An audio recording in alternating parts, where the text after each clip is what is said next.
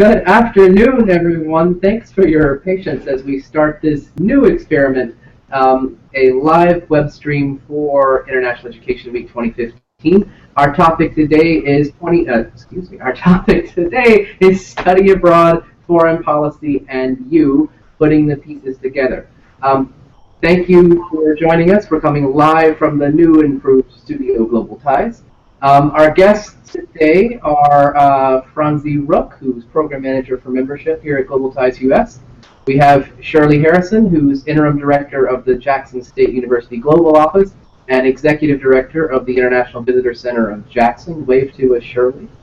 And Malaika Serrano, who is Associate Director for Global Communities at the University of Maryland. I want to remind you that as we are progressing through this event, please feel free to tweet us your questions to @GlobalTiesUS and be sure to use the hashtag of IEW 2015. So let's get started. So our first question to our panelists is just tell us briefly about an international experience you had as a student or early in life that pointed you down your career path. And I want to start with Shirley on that. Oh, well, then that's because I'm so old. And that's, but they say age before beauty, so I don't mind. Shirley. I have been involved in working with this for so long, so I would probably say my first experience was when I was a very young girl, and it wasn't out of the country, but for me, coming from Mississippi, I felt like it was, and going to Canada, to Niagara Falls. I really thought that was the coolest place.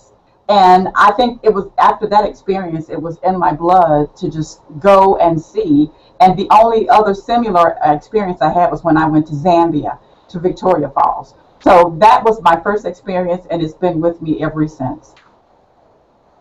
Awesome. What about you, Franzi? For me, really, my first time abroad was in 7th grade when my class took a trip to Wales. So I got to speak English for the first time in real life. And that for me was just a very positive exchange, which made me very open for more experience like that. But I think the one experience that really has led my career trajectory the most was my au pair experience. Right after high school, I came to the U.S. and living with a family close to Washington, D.C., and I never wanted to go to university. It was just not something I wanted to do. I wanted to get a job, earn money. And really living here and having all this international influence, and I realized, okay, I could have a career. And for that, you need to go to university. And where are you from? I'm from Germany. So I live in Germany, small town which number to know. And what about you, Malaika? So my name, Malaika, comes from East Africa. And my father, when he was a 20-year-old student, was studying abroad at the University of Nairobi. And he heard a song called Malaika, and he said, if I ever have a daughter, I'm going to name her Malaika. So even before I was born, I think this is just my destiny. My parents, they did take us abroad. Miss Shirley, when you mentioned Niagara Falls, made me smile, because that was my first international experience as well. I remember being on the boat and seeing the big Horseshoe Falls and thinking how incredible it was. When I went to college, I knew I wanted to study abroad, kind of follow my dad's footsteps. So I did. I spent a semester in Australia. And then when I went on to graduate school, I studied abroad in Brazil. And then later, I taught business English in Venezuela, in Caracas. That kind of launched me to this fun world. Thank you all for that. So all of you, in some aspect of your work in international exchange and education, either bringing professionals or students to the United States or sending Americans abroad, one theme that has come up this International Education Week is the need to look beyond the numbers of people crossing borders and dive more into the impact and the longer-term results of this. So just briefly, can you share a story of someone that you have worked with or a project you've been a part of that you believe has a lasting impact on towards building prosperity? Start with Franzi.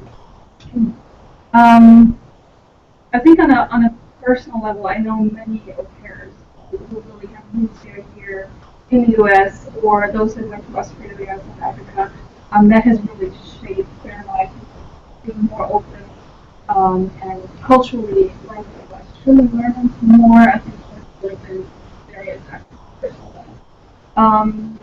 Career-wise, for me, this summer we welcomed a group of Mexican students, and we have asked them a question about what they think about Americans, the students who things that come to their mind culturally, and we did a pre and post test, and after the program it really showed that the answers were a lot more personal, and for me that was really great because I'm doing what I want others to have positive exchange experience. I really want them to change their perspective on a country and on the people that make us. So that for me is really good. And what about you, Malika? I know you've done some really innovative stuff up in Maryland. Sure. So I think the example that I want to share is looking at international service learning. This to me is just a real gem when we're looking at international education, sort of building understanding across, different worlds. So I've worked with students who have done an alternative break experience, which is where in the U.S. Students, instead of going off to, say, I don't know, Panama City Beach or some other kind of spring break destination, they instead choose to spend that time giving to others by working abroad. So I went with a group of students to the Dominican Republic, and it was absolutely incredible to see how in just such a short amount of time, not only were they transformed, but also the communities in which we were serving, how that had a lasting and positive impact as well. So that to me is just a really wonderful example of how even if it's just for just a short amount of time, someone can have a very like a lifelong, long-lasting impact. What about you, Shirley? What would you like to add on this point? Two things come to mind for me. Early, probably maybe 10, 15 years ago, during my work after I returned in 2000, I've worked with a study abroad program in Costa Rica. And we went to Limon, which is outside of the main central of the city, where they had the very poor communities, and there was a school that the students who were studying abroad from the university worked towards, repainting the school, cleaning up, doing volunteer work in and around the community. And I think that had a tremendous impact not only on the students, but on me, even though I've been in this profession for a long time, to the point that most recently we have started back in summer of 2015, our Passport to the World program. And we had 73 students that went to 6 different countries. One of the places was in Brazil. And the students that went to Rio, for many of them, it was a culture shock because they did not expect the level of poverty that's there. When you think about a Caribbean type country, you think of papayas and, sitting around, getting a suntan and walking around on the beach. And so the students were really affected by that, to the point that we are again for 2016 going back to the same place. And many of the students are saying, can we just go and do volunteer work? So having the students who, take off the rose-colored glasses of thinking that everything, even though you say Brazil, you say Rio de Janeiro, instead of looking at things that you see on television, you see the other side, and it makes a tremendous impact on your life, and it changed a life. As a matter of fact, many of them say it's a life-changing experience. Absolutely. We hear that time and time again on every single project we work on. So diving a little bit further into that point, I've been accused of diving deeply a lot by my team members here, but the Global Ties Network, as many of you watching know, exists at the nexus of the local and the global. A lot of our international students and scholars in the U.S. and study abroad students as well are engaging actively with the local and global. So how can we better connect the work on local problems for some of those solutions we've come up at the local level across the world to the broader dialogue on global challenges. And Malika, why don't you give us a shot? Sure. So one of the things that we do at Maryland, well, I should take a step back. My role here is I work with a living learning program called Global Communities. We have approximately 150 U.S. and international students who live together in the same residence hall. They take several courses, academic courses together, and they also do different experiential kinds of activities. So one of the pieces that we do in one of our courses is that we actually take students to a neighborhood called Langley Park, Maryland, which is just outside of the Washington, D.C. border. The community is a very vibrant, international, predominantly immigrant community with people from all over the world, but mostly from Central America. It is only 2 miles away from campus. However, I often say that the university has its back to Langley Park. Unfortunately, many students here on campus have never been to Langley Park, even though it literally is only 2 miles away. And those who have heard of it often attribute some sort of negative sort of stereotypes to the area, even though they themselves may not have ever been there. So we felt in Global Communities it was really important, since our students were talking about wanting to see the world, that they first get an understanding of the incredible rich international diversity that we have here locally. And so we've done that by integrating this into our course. So we do actually bring the students to Langley Park. And while we're there for several hours, and we have the students engage in a variety of different sorts of exercises. And the whole point is to get them to really sort of, broaden their eyes and their minds, and also take a moment to try to walk in the shoes of someone else who does live in Langley Park and develop some of that empathy. I think probably Jason we'll talk about this a little bit more, but another piece we do in conjunction with this is we do talk about social identities that the students have themselves, and also looking at privilege. Maybe I'll stop there. Okay. What about you, Shirley? What do you have to know? Well, I think what we're doing here, and kind of piggybacking on what she was saying about having the global arm to the education system, being here on the campus of Jackson State University, and everyone knows that it's a historically black university. And with that, many of the things that we are doing, even though we've had the international experience on our campus since the late 60s, to a degree, it was always felt that the international students had their agendas and all of the other students had theirs. So it was just recently that through, I would say in the last 15, 20 years, that international students have become more engrossed in the campus activities and atmosphere through our International Week activities, where we try to introduce not only domestic students, but international students to different food, cultures, dress, music, all of these kinds of things. Because living in the South, many of these things, the first question is, why would I want to know that? Because many of our students, and we know this, is that they're first-time students coming to college, even though this is the 21st century. Because there is a limited amount of funds for education. So what we try to do is tell the children we're going to do everything that we possibly can to broaden your horizon. And that's why we have the Passport to the World program. What we've also started is our international ambassadors. When we have students to apply to the university, or if we go to visit other campuses and high schools around Mississippi, we take our international ambassadors so that they can speak to the students to tell them about what is on the horizon, rather than just going and just getting a basic education and going on. What about going out of the country? What about studying abroad? What about education abroad? These are the things that we're trying to share around Mississippi.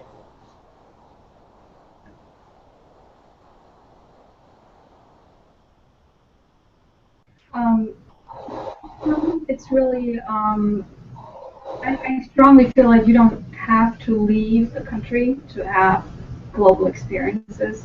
I've worked here in Washington with an organization that works with HIV positive youth. And when I talked to them, I actually heard a lot of the things that I heard when I was working in Mozambique for the World Food Program with families affected by HIV/AIDS. And to me, it was actually shocking being here in Washington, D.C.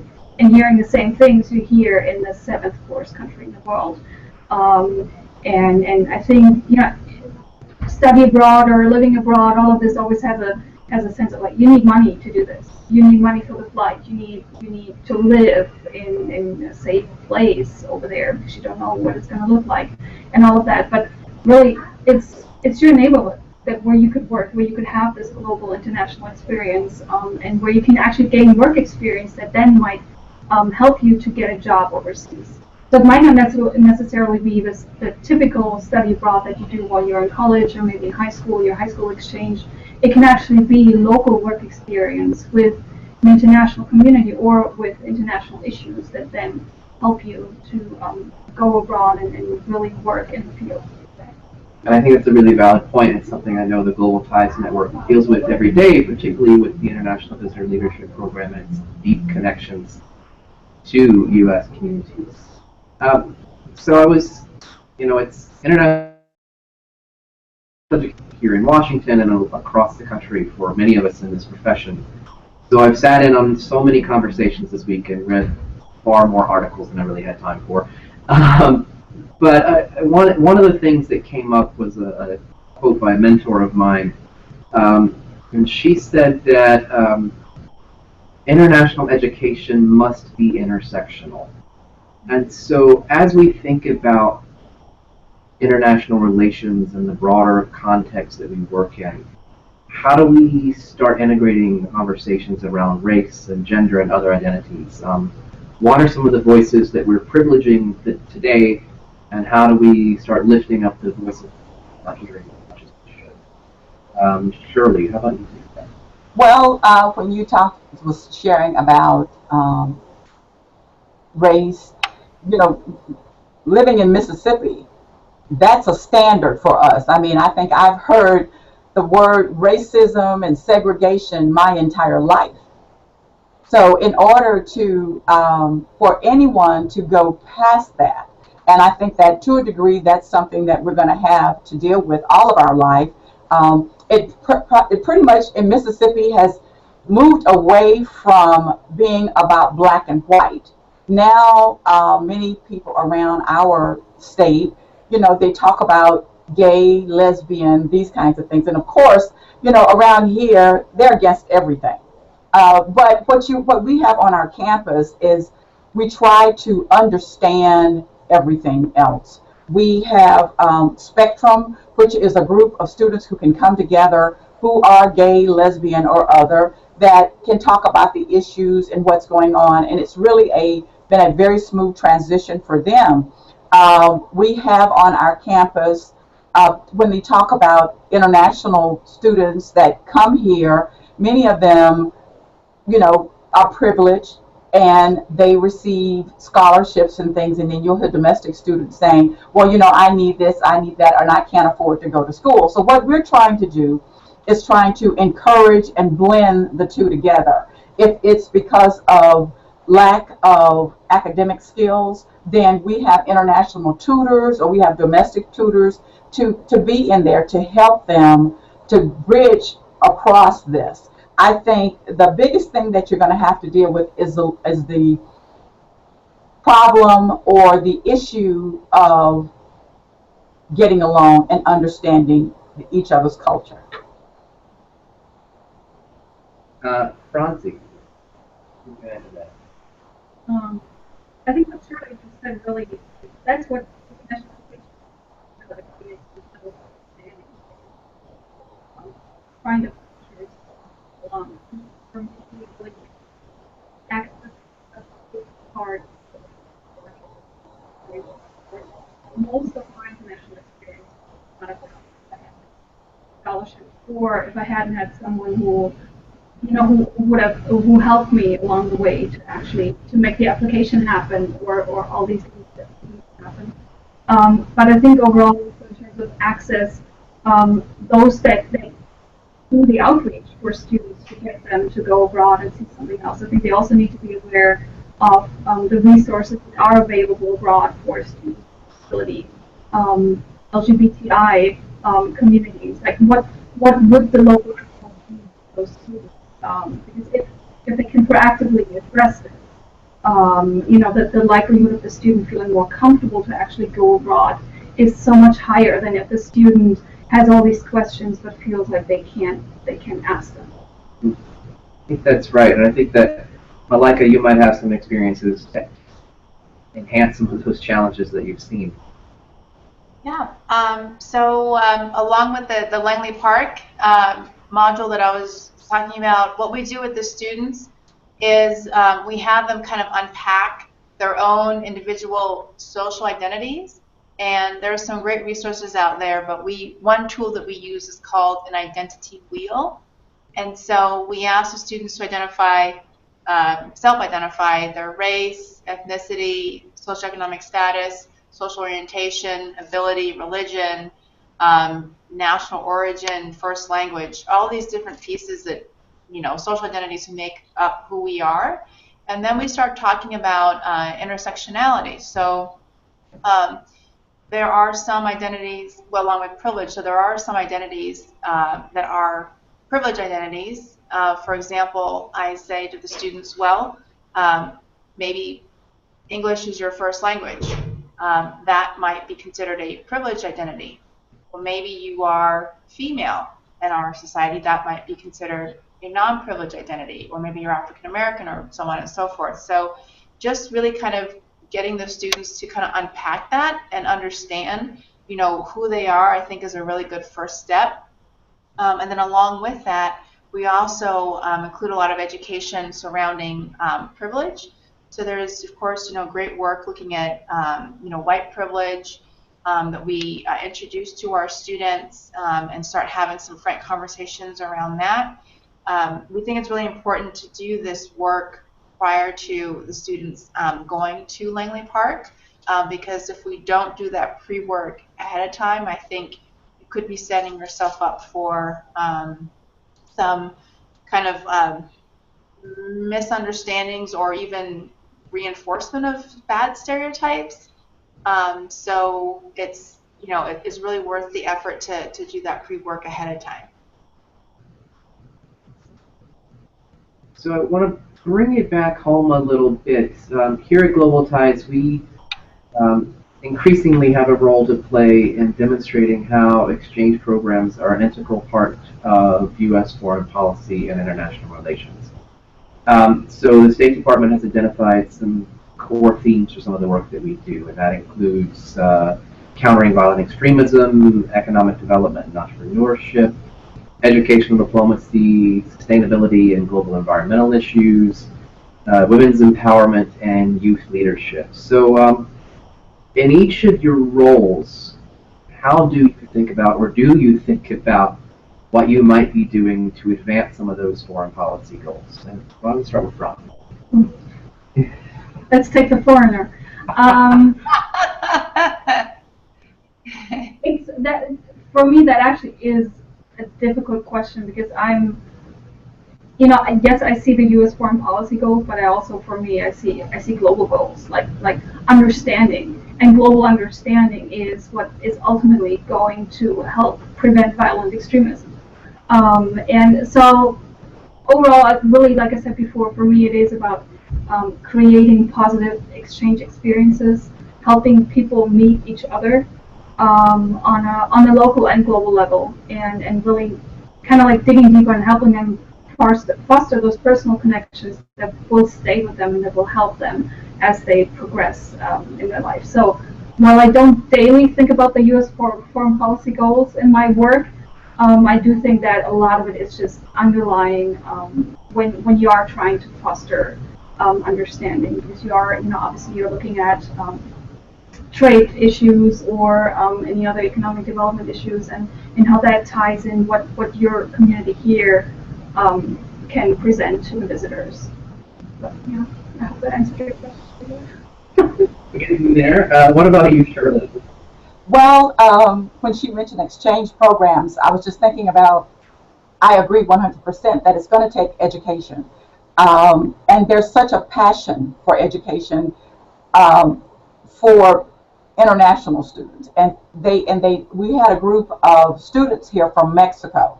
We work with Proyecto 100,000. I don't know if, excuse me, you're familiar with that. But that program is bringing students from universities in Mexico to Mississippi and to other states, and we teach them intensive English. And many, many times, that's the first thing that they say is that once our English improves, we're able to go back and we can get jobs with companies that have relocated to these countries, and you get a better paying job, you get a better position based on your language skills. We were just contacted a couple of days ago where Delphi, a division of General Motors, is asking about developing a partnership where students from Mexico, where they are now located, and they used to be right here in Mississippi, to educate these Mexican students and workers so that when they come back, they can work better at the Delphi plant. So these kinds of things, I agree, are really, really very important. I think the biggest thing that we need to help our students to understand is that we don't want that disconnect, and we don't want that tension of thinking, oh, they're taking everything from us. I just think it needs to be a level of being able to understand and communicate.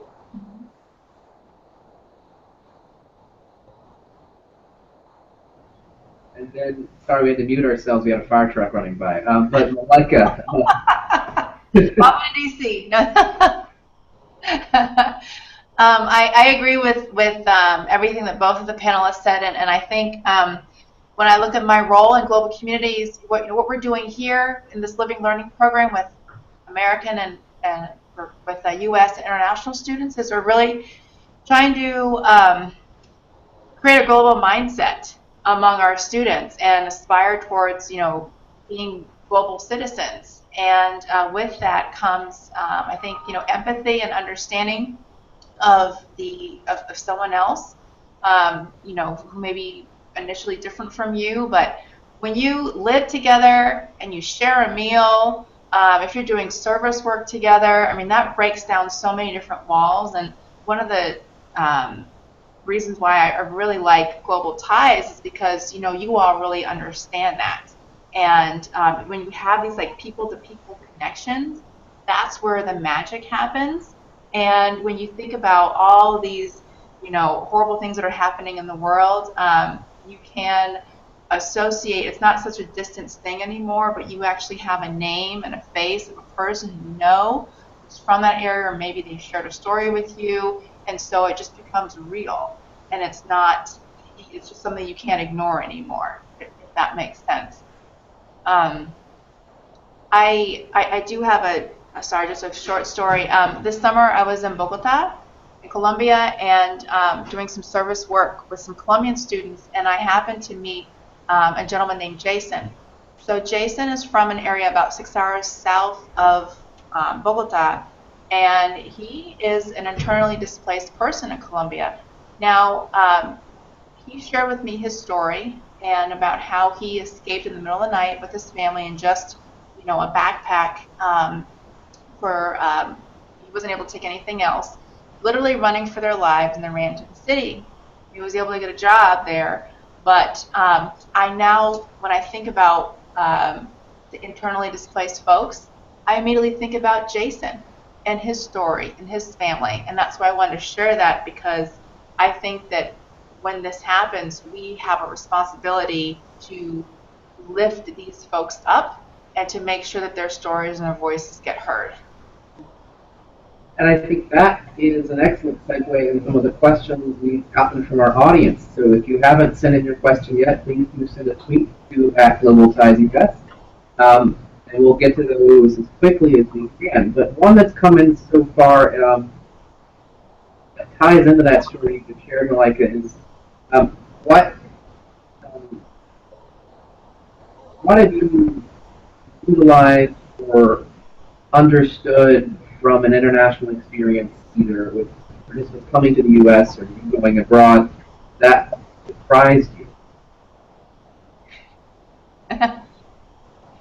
Uh, I have one. Something that surprised me.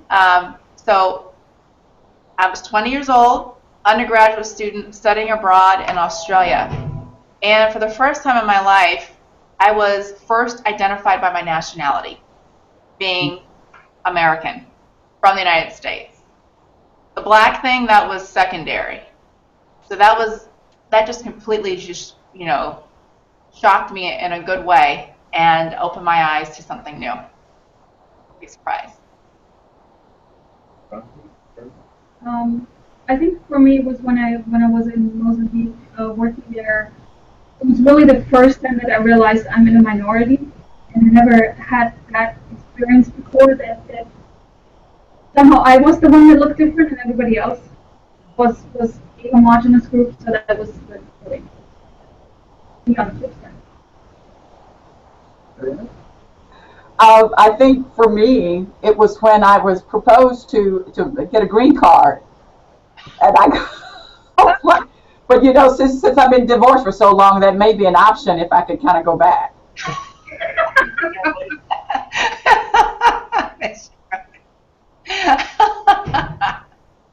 Shirley's a great catch, y'all. So, I'll just add here. I was in Ghana several years ago and walking through Accra with two colleagues who happened to be blonde-haired, blue-eyed, Northern European looking, and a guy stopped me on the street and he goes, "Please, sir, how much for one of your sisters?" And it took me a minute. I mean, I finally got out of selling them off, but but it was an eye-opening experience. On the flip side, looking for a green card, I guess. So, Shirley in particular, would you mind just diving a little bit into how the IVLP has affected Mississippi and the communities that you're working with? I truly think that, and that I have been working when Global Ties was NCIV, the National Council for International Visitors. So we are so excited to say that we have been fully operational for a little more now than 25 years. And through that, Jackson State University, in and of itself, has become so globally and culturally diverse that it is just amazing. Earlier on Tuesday this week, we had NIBS for our College of Business that's trying to give this global accreditation. And when they came to our campus, that was the one thing that they said. They said, on many campuses in and around the United States, you have, and they use the word that they're global, but Jackson State really takes on the level of being globally diverse and culturally diverse because we have so many different nationalities here. What we did most recently, we developed our Circle of Humanity. And in the middle of our campus, when you first come in, you will see this beautiful fountain along with international flags that represent every international nationality on our campus. And we thought we had identified all of them. And later, a student came in and she said, "Well, I'm here and I don't see my flag." And I said, "Where are you from?" And she said, "Ivory Coast." And I said, "When did you arrive?" Because we had no one here from the Ivory Coast. And she said, "August." And I said, "Well, that's why." So now we've got to figure out what we're going to do for the new people that are coming in and the new countries that are coming on our campus. But we're doing that. And with that, as you probably know from on television, that they're even, and Ole Miss has removed the Confederate flag. You have some campuses that have not done that, but it's really making an impact that Mississippi has got to go forward. And I think the cultural diversity, I think the impact that all races have is making a tremendous difference. And I can say truly that many people say it happened as a result of the relationship through IVLP and the international professionals we've brought and introduced them to. That's awesome. Thank you. So a couple of sort of professional development questions that have come in. What tips do you have on selecting program? And why don't we start with Maleka on that? Sorry, tips for selecting a program? Yeah. Okay, selecting a program meaning, I want to go is this from the perspective of a student selecting a program or a program administrator selecting an organization? No student. They didn't self-identify, but But we'll go with student. as a student? Yeah. Sure. Well, I would think about a few things. You know, what are your overall goals and objectives with the study abroad experience? Are you looking to gain more regional experience, linguistic experience, or subject matter experience on a particular area, particular region? If there is a study abroad person on your campus, that is absolutely, you know, great go-to person. But if that role does not exist on your campus, then I would suggest either reaching out regionally to another university next door, or there actually are a number of different nonprofit organizations out there. Diversity Abroad is great. All Abroad US, they have mentors where you can kind of go online and get a little bit more information. But I would kind of start there and remember, you know, it's study abroad and what you're looking to gain from the experience. And then in addition to that, I think it's important and prudent to look at your finances as well. So something I'd recommend to students, this is when I was study abroad advisor, you know, would be, you know, to look at your budget realistically. I think that everyone can go abroad who wants to go abroad. Perhaps you're not going to say, you know, the heart of London, you know, for a semester. I love London, and it's no disrespect. But maybe you don't have that money, but maybe you could go to, say, another country like South Africa, or, you know, Latin America, or a place where the cost of living is a little bit less. So you're just kind of thinking of all these things along with what your objectives are, I think would be important. And now to Franzi, I know this touches on how can you use your international experience to do a job, and how can you talk about that addressing? Good question. I think it's, first of all, important to really realize what international experience you have. It's, like I said before, you don't necessarily have to do to highlight that you have worked on an issue that is of global concern. But to really leverage that in your job, I think it's really important to highlight the skills you have and the language abilities that you have. I got my job with French primarily because I spoke French and nobody else did.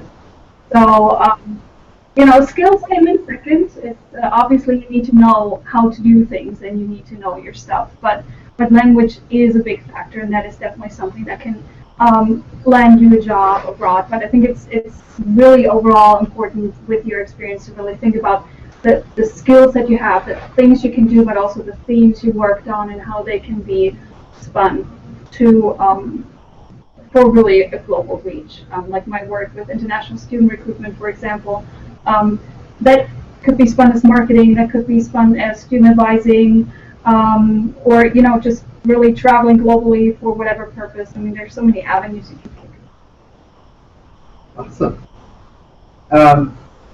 So that was, I think we're about out of time for questions, so I just want to offer our panelists a chance to just share any closing thoughts or reflections on International Education Week as we wrap up. So, back to Shirley again. Okay.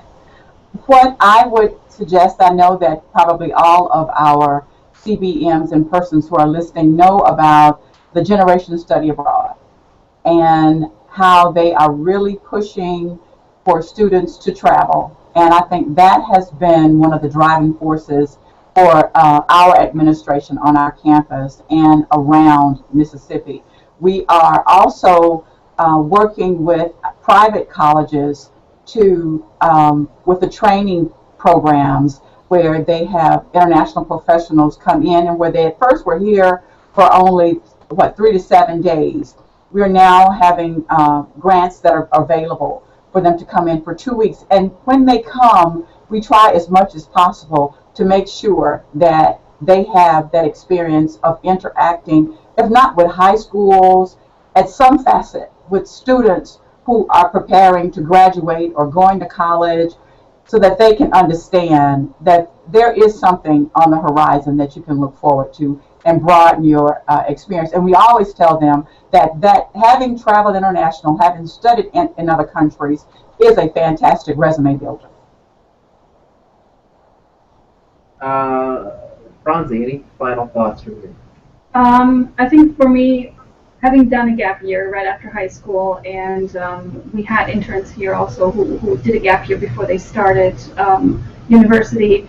For me, it's just, I think, important to point out that gap years aren't lost years. I think what you really lose in time from what your peers are doing is really you're gaining that in experience and exposure, and knowing where your life is going to go or where it's not going to go. So I think if you have someone in your life who's thinking about doing a gap year, encourage them to do it rather than having them go with the flow and having them do what everybody else is doing. Just because you finished high school does not mean you have to go to college right away. Take 6 months, go somewhere else, see somewhere else, learn a language, and then use that experience in college.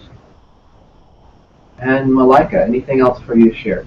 I agree. I was just going to say, agree. And for my 2 kids, putting it out there right now, I will encourage them both to do gap years. The sort of final thoughts I just wanted to say for folks out there who are graduating or maybe looking at, trying to break into the international ed field, I would encourage you to do it.